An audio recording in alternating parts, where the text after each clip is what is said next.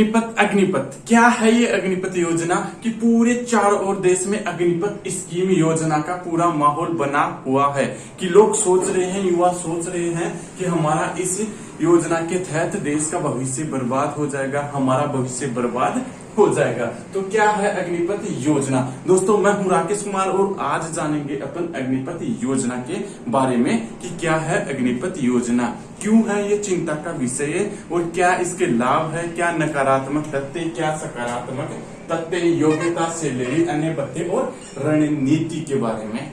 तो एक एक करके इन सब के बारे में अपन आज जानने वाले हैं। तो आज का वीडियो आप लोगों के लिए बहुत ही इम्पोर्टेंट होने वाला है, तो लाइक तो ठोक ही दीजिए और शेयर तो कर ही दिया होगा। तो क्या है अग्निपथ योजना?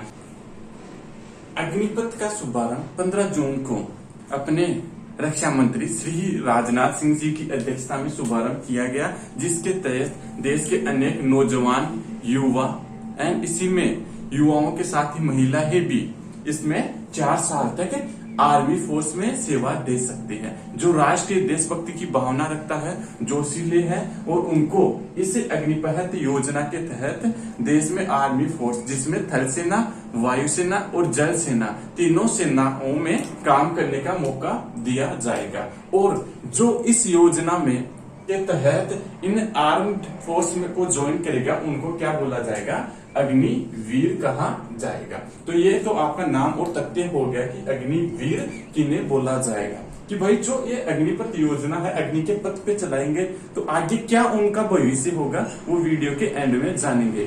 ठीक है, तो योग्यता क्या है? योग्यता है अग्निपथ योजना के में जो कौन सी युवाओं को शामिल किया जाएगा, जिनकी एज कितनी है?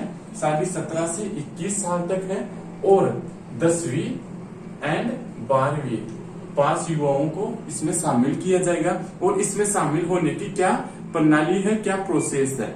जैसे कि पहले सीधी भर्तियां हुआ करती थी, उसमें पहले दौड़, लंबी कूद वगैरह, फिर मेडिकल, फिजिकल और एंड में मेरिट लिस्ट निकलती थी। उसी के बेसिस में, उसी की तरह ही उसमें शामिल करने की जो प्रोसेस होगी वो पहले की तरह ही सेना भर्ती के तहत होगी, उसमें कोई बदलाव नहीं किया गया है। और सैलरी क्या है?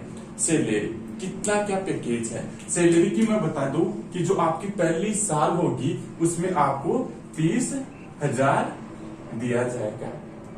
पूरे टोटल आपको 30,000 नहीं दिए जाएंगे, क्योंकि इसके जो कुछ पार्ट यानी कि 30% यहाँ पे आपका काट लिया जाएगा अग्निवीरों का, और आपको 21,000 तक की सैलरी मिलेगी। और इसी के साथ 9,000 गवर्नमेंट अपने खाते में जमा कर लेगी और खुद अपने खाते से फंड से 9,000 और आपको मिलाकर टोटल जब आप रिटायरमेंट होगे ना तो आपको ये दिए जाएंगे। कितनी है वो एक एक करके जानते हैं कि भाई पहली साल आपको 30,000 की आपकी सैलरी होगी टोटल, लेकिन आपको मिलेंगे 21,000 रुपए। और सेकंड साल में क्या होगा कि 33,000 रुपए आपकी सैलरी होगी, मिलेंगे आपको 23,000 के समथिंग। और तीसरी साल में होगी 36,500, मिलेंगे आपको 25,500 के समथिंग। चौथी साल में आपकी 40,000 रुपए तक की सैलरी होगी और 28,000 रुपए तक का आपका मासिक वेतन होगा। और इनमें से कुछ राशि सरकार अपने फंड में जमा कर लेगी और कुछ मिला के आपको टोटल जब रिटायरमेंट हो गए तो 11 लाख रुपए के समथिंग आपको एक सेना निधि के तौर वेतन दिया जाएगा। इसी के साथ क्या होगा कि आपको अन्य भत्ते कौन कौन से दिए जाएंगे? जैसे सेना में काम कर रहे हैं तो ड्रेस, ट्रेनिंग और मेडिकल, इनके साथ ही आपको अलग से ये भत्ते मिलेंगे इस वेतन के अलावा। और अवार्ड की बात करें तो आप सेना में कुछ अच्छा काम करे हैं, है ना, कुछ अच्छा योगदान दे रहे हैं तो उसके तहत आपको अलग अलग अवार्ड भी दिए जाएंगे, जिससे कि सेना में अन्य जो परमानेंट फोर्स होते हैं उनको सम्मानित किया जाता है। उसी की तरह आपको भी इनमें अलग अलग अवार्ड स्कीम भी होगी। अब जानते हैं हम इसकी रणनीति क्या है। कि पहले जैसे कि आपकी भर्तियों में शामिल होती थी, सीधी भर्तियां निकलती थी, उन्हीं के जैसे आपको इनमें शामिल का मौका दिया जाएगा। उन्हीं के वो ही एक प्रोसेस होगी इनमें शामिल होने की। ठीक है, तो शामिल होने के बाद में आपका ट्रेनिंग प्रोसेस होगी। इसके लिए आपको शारीरिक मानसिक दक्षतापूर्ण होना है और इसी के साथ आपको यहाँ पे कौशल IT भी सीखने को मिलेगा। इनके जैसे कि आपकी पहले ट्रेनिंग होती थी, आज से 9 महीने या फिर 12 महीने तक की ट्रेनिंग भी हुआ करती थी, लेकिन अब इसको बैठा के क्या 6 महीने कर दिए गए हैं। ठीक है, 6 महीने तक की आपकी यहाँ पे ट्रेनिंग होगी। ट्रेनिंग के बाद में आपको थल सेना, वायु सेना एंड जल सेना अलग अलग में आपको आर्म फोर्स ज्वाइन कर दी जाएगी और आपकी अलग ही अग्निवीर के नाम से क्या होगी, बटालियन होगी।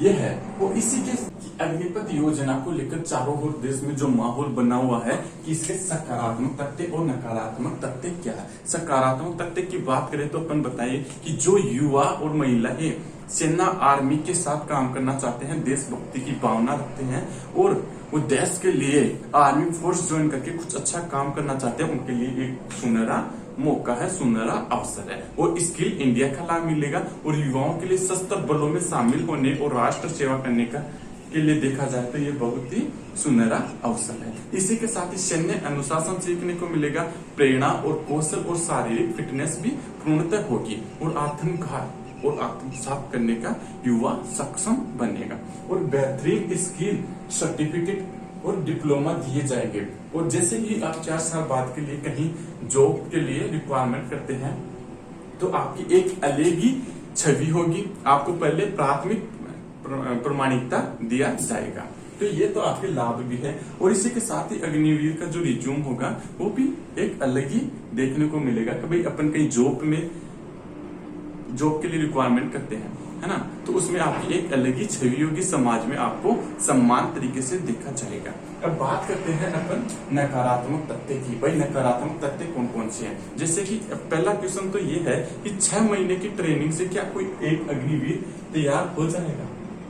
6 महीने की ट्रेनिंग से कोई अग्निवीर तैयार हो जाएगा और जो ट्रेनिंग के बाद में 4 साल तक जैसे सेना में काम करने के बाद में जैसे समाज में आएगा तो कहीं वो गैर सामाजिक गतिविधियों में तो शामिल नहीं हो जाएगा, गलत प्रयोग तो नहीं करेगा कि भाई कोई आर्मी में काम किया हुआ है, आर्मी में काम किया हुआ है जो बाहर फॉरेन कंट्री और जो टेररिस्ट है उनके साथ तो कहीं शामिल नहीं हो जाएगा। भाई इन लोगों को ज्यादा ढूंढते हैं आर्मी के बारे में जिन्होंने ज्यादा कुछ जानते हैं, है ना, तो इन सब का जैसे लेके बहुत ही एक नकारात्मक सोच बनी हुई है। ये कहीं कहीं ना ये सोचना भी जाहिर है, सोचना भी गलत है और कहीं सोचना सही भी है। तो ये तो आपके हो गए पूरी अग्निपथ योजना के बारे में। तो आज का वीडियो अच्छा लगा तो लाइक एंड सब्सक्राइब जरूर करिएगा दोस्तों। चले मिलेंगे आपको ऐसे ही नेक्स्ट वीडियो के साथ, तब तक के लिए जय हिंद दोस्तों।